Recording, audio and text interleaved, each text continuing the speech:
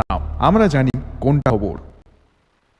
मुख्यमंत्री डॉक्टर मानिक शाह ने दुर्गा पूजा से पहले अगरतला शहर में यातायात की समस्या से निपटने के लिए विशेष पहल की है। इस संबंध में उन्होंने प्रशासनिक अधिकारियों के साथ एक आपात बैठक की। मुख्यमंत्री डॉक्टर मानिक शाह ने शनिवार को अगरतला शहर यातायात जाम की समस्या पर चर्चा के लिए एक उच्च स्तरीय बैठक की अध्यक्षता की। मुख्यमंत्री ने बैठक में उपस्थित वरिष्ठ प्रशासनिक अधिकारियों को दुर्गा पूजा से पहले शहर को यातायात मुक्त बनाने के निर्देश दिए हैं। उनके इस निर्देश से प्रशासन और पुलिस पर तनाव भी बढ़ गया है, क्योंकि बार बार बदलाव के बावजूद यातायात जाम की समस्या व्यावहारिक रूप से असुलझी रही।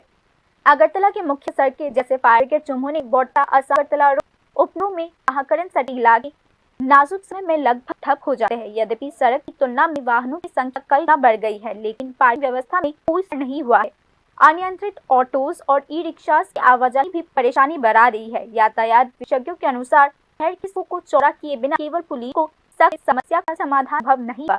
एक सुव्यवस्थित सार्वजनिक परिवहन प्रणाली स्थापित करना, वैकल्पिक मार्ग बनाना, बहुमंजिला पार्क बनाना और स्पेशलाइज्ड ऑटो स्टैंड स्थापित करना आवश्यक हो गया है। परिवहन विभाग के नियमित आंकड़ों के अनुसार अगरतला में पंजीकृत वाहनों की संख्या लगभग 2.3 लाख है। इसमें से 45% दो पहिया वाहन है, 30% ऑटो या ई रिक्शा है और 25% चार पहिया वाहन और अन्य वाहन है। शहर की मुख्य सड़कों की दैनिक वाहन क्षमता लगभग 70,000 है, लेकिन वास्तव में अगर शहर की सड़कों पर प्रतिदिन औसतन 1,10,000 वाहन चलते हैं, अर्थात अगर शहर की सड़कों पर वाहन क्षमता से लगभग 57% अधिक वाहन चल रहे हैं।